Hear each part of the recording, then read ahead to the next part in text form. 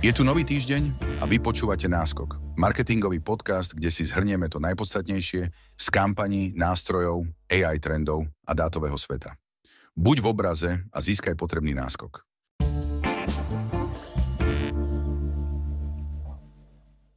Google spúšťa novú funkciu Text Guidelines v Google Ads, ktorá poskytuje marketérom väčšiu kontrolu nad AI generovaným reklamným textom. Text Guidelines fungujú len pri zapnutej textovej personalizácii a pomáhajú usmerniť AI pri tvorbe textových prvkov podľa špecifických brandových alebo právnych štandardov.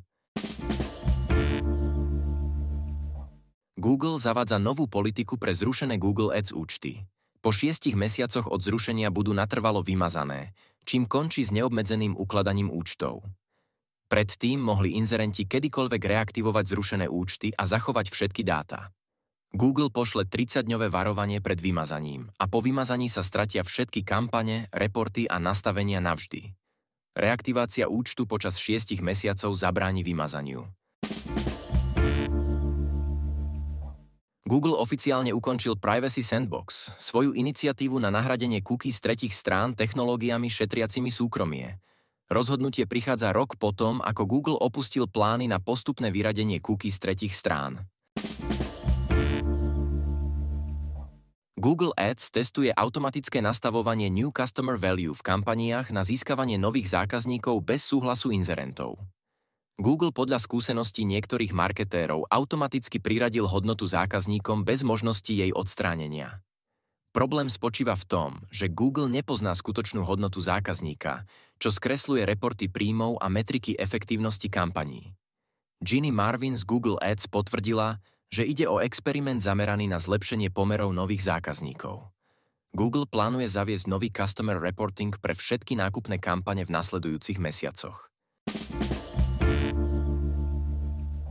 Facebook rozširuje svoju funkciu odporúčaní fotografií a videí, ktorá pomocou umelej inteligencie skenuje obsah galérie v zariadení a navrhuje zdieľateľné momenty pre stories alebo hlavný feed.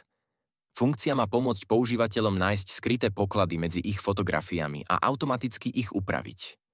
Funkcia je dostupná v Spojených štátoch a Kanade, vyžaduje explicitné povolenie používateľa a ponúka AI vylepšenia fotografií. OpenAI spustila svoj prvý webový prehliadač ChatGPT Atlas, ktorý je momentálne dostupný len pre Mac.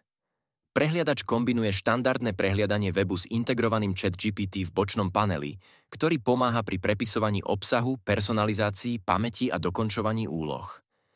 Atlas je dostupný pre všetkých používateľov ChatGPT.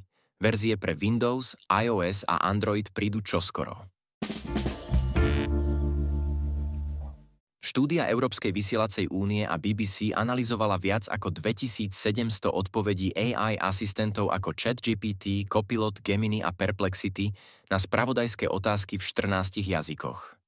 Zistila, že 45% odpovedí malo závažné problémy a 81% aspoň základné chyby, pričom najhoršie dopadol Google Gemini. Chyby zahŕňali najmä zastaralé informácie a nesprávne citácie.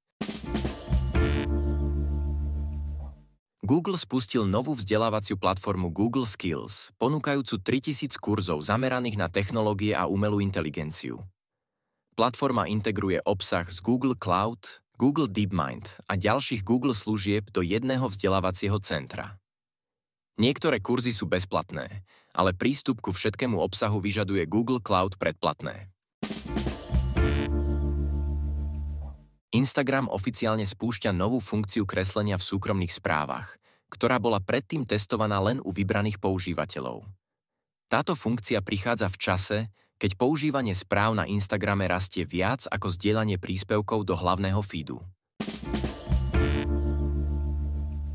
Instagram aktualizoval svoju Restyle funkciu, ktorá umožňuje marketérom upravovať fotky a videá pomocou AI asistenta priamo v Stories.